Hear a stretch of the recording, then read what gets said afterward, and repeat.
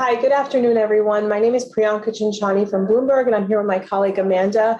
And we just hosted the Strength of AAPI ERGs, and it was a great session. We had a lot of feedback from different people that joined the session in terms of what they saw within their local communities within their firms. And so some of the three main takeaways I would take from this is, people are really joining these groups for two reasons: professional development and networking, and a sense of community. And I think the personal catalyst is that initial sense of community.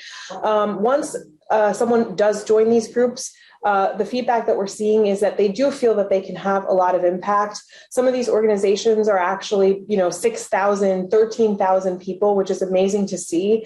And I think the feedback generally is that these groups have grown over the time. In the last 10 years, we've seen a lot of change in terms of the size and commitment to these organizations. Some of the takeaways that we had were in terms of what can people do going forward, included, how do we actually measure impact within our organizations? How do we make our commitments part of our actual end of year reviews or our monthly or quarterly check-ins with our managers? How do we actually measure the retention and the hiring practices that we have in place so that we hold ourselves accountable as advocates as well as our leadership team?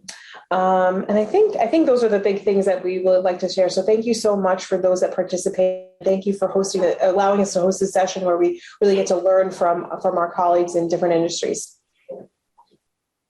My name is Yao Zhao. I am a clean energy specialist at the World Bank, but also I'm an entrepreneur. I'm the founder of 50 Hertz Sichuan Pepper, the tingling numbing spice from my hometown, Chongqing. Thanks for allowing me to host the Emerging Talents Under 40 session. We had some technical problems, but nevertheless, we actually had really lively conversations through chats while I was talking and everyone's typing. I think so I was able to share my experience being at the World Bank, developing clean energy globally, mainly in South Asia and in the Middle East and North Africa, but also my experience of running a small business as well, a food business in the CPG industry, promoting a novel new spice to the American palate, and also being an immigrant, how to handle the immigration status before and after the green card. So all of that. I think the biggest takeaway, so it's three takeaways. One is, I think everyone loves food. As soon as I mentioned, I'm running a food flavors, and everyone was, I could tell everyone's like, oh yeah, I get it.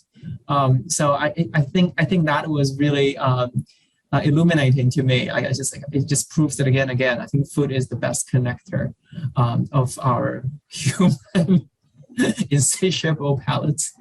I think the second thing is, I think everyone agrees that we should apply a little bit of entrepreneurial spirit in everything we do in life.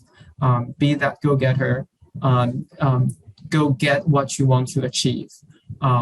Whether it's in a corporate situation or you're running your own business. I think the third thing everyone was very interested in was how to be assertive, how to promote your own talent, but at the same time staying humble. I think especially for a lot of Asian communities, I think speaking up and self-promotion is not as easy as it seems. So I think we were able to share some of the thoughts on that. I think it's just basically don't have any egos. We should feel free to speak up, and also to stay true to yourself and trust your guts. So I think that's about my session. I'm going to hand it over to Lim or Sana. Yeah, sorry. Actually, I was hoping you'd choose me, Yao, because I will say all of the tips that you shared are exactly the same tips that apply to the group that I was leading the session, which is barriers to AAPI Women and career development and exploring solutions together. And so in our networking session, we learned a few things. We looked at statistics, some of them disheartening statistics that we look at from Ascend in the 2018 study, Professor Margaret Chin's book and Stark. and looking at the recent NBC and USA articles today. And they showed that there are barriers to the C-suite which are analogous to Black and Hispanic women. We are experiencing, APA women are experiencing bias in labels, which are precluding them from getting to be considered even for senior roles. And so what we did was we identified basically what are some of those barriers, which we've discussed today extensively in the conference today, but some of them including the double bias, where Asian women are, where they're working parents, they're expected to be hardworking. They have the stereotype of the tiger mom, which is the bias that is not as type of characteristic which is compatible with being a leader. There's certain characteristics which Margaret Chin shared, which is about trust, and being deferential. So there's a bias that is associated with Asian women, which is that they are deferential, they're submissive, and are not comfortable networking and speaking up. And so that is, those types of behaviors do not equate with confidence and being able to deliver when it comes to what is recognized in the performance management system and being considered for higher, more senior roles. So we went to solutions ultimately. Yes, these biases may exist. There is that myth of the Asian model minority, but there are solutions. And one of the things, just as Yao had identified, is ultimately you can make your dreams come true. Don't wait for the opportunities to be given to you. I always say this, if I had waited for someone to hand me where I was going to go and listened to some of the messages that were shared with me, I would not have gone to law school. I certainly would not have been in the leadership dream role that I'm in today. I just kept going, and that's what we have to do, is support each other.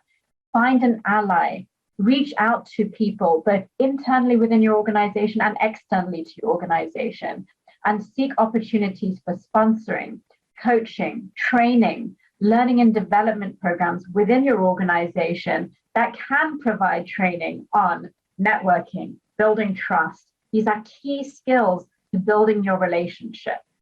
And then as an organization, there's some things you can do, is reach out to your diversity inclusion program and identify leadership programs. Like we have in Chevron, we have Stanford, the INSEAD development program as well, where we have some talent that they want to make sure, are we keeping everyone having an equal access, having equal opportunity to be competitive when that leadership role comes about. So we're making sure that we have a leadership pipeline that is ready when those opportunities come about. Yes, maybe it's not, we're not happening, maybe it's not right now. It may not be as diverse as we would like. However, the fact is, at some point, we are going slowly achieving where we need to be able to achieve diversity for all. And so now over to you, TJ Lim, and thank you all for allowing me this opportunity to network, this amazing session. Thanks for joining. Over to you, TJ. Thanks, Sana. Thank you. Appreciate it. So I think going back to your comment around action and allyship, so that's a great segue. So I appreciate that lead in. So our session was entitled Building Inclusive Leaders Through Allyship. I think there's a couple of things, right? Like on the leadership side, I think tying to the talk earlier about the bamboo ceiling, that's like super important. Allyship, redefining allyship, because it's a word that is common, but also sometimes overused. So we talked about that. And then lastly, it's hard work. And it takes one person. So I'll take a step back and just go through those. First is around inclusive leadership and why. So the bamboo ceiling is definitely very real, as discussed earlier, but also understanding where the model minority myth really hurts our sector and society. Bain came up with this study, I think, early this month, right, at AAPI, to show that Asian men and Asian women definitely feel the most excluded in workplaces, lower than LGBT and any other racial group. So from a participation perspective, like Sana, you touched a lot on these themes, but also from a bamboo ceiling perspective, if we don't feel included as we start in our jobs, it's even harder to think that we're going to rise up and be leaders in our firms. So I think that's like one of the things that we talked about. Joy Chen also talked about how hard the work is to be an ally, because the thing with allyship is oftentimes people just say it, but they don't do it. So one of the things that we really did in our breakout session was to redefine it and divide allyship between the old definition of standing by someone versus fighting for someone. And what we're saying is true allyship is the latter. Standing with someone is not enough. That's not true allyship. That is sympathy. Allyship should be equated with action, and it's not easy. And Michelle Mitchell-Swan had this really great, simple way to talk about like what's next from an allyship perspective. She called it reach one, teach one, which I thought was like super, super helpful to think about, because it could be, leadership, being inclusive, being an ally could seem like it's a very big task. But if you divide it down to the simplest level of reach one person, teach that one person, Joy added that the stick isn't always shaming someone. To be an ally is not helpful, but if you teach them, if you reinforce positive behaviors, that's how you actually expand the tent. So those are the key themes that I thought were really amazing in our session, was to really define allyship, explaining why it's so important now, recognizing it's hard work, and knowing that it takes micro actions to do it. And it's a call to action, that's something that all of us can do every day. So with that, I'll pass it on to the main plenary. Thanks again.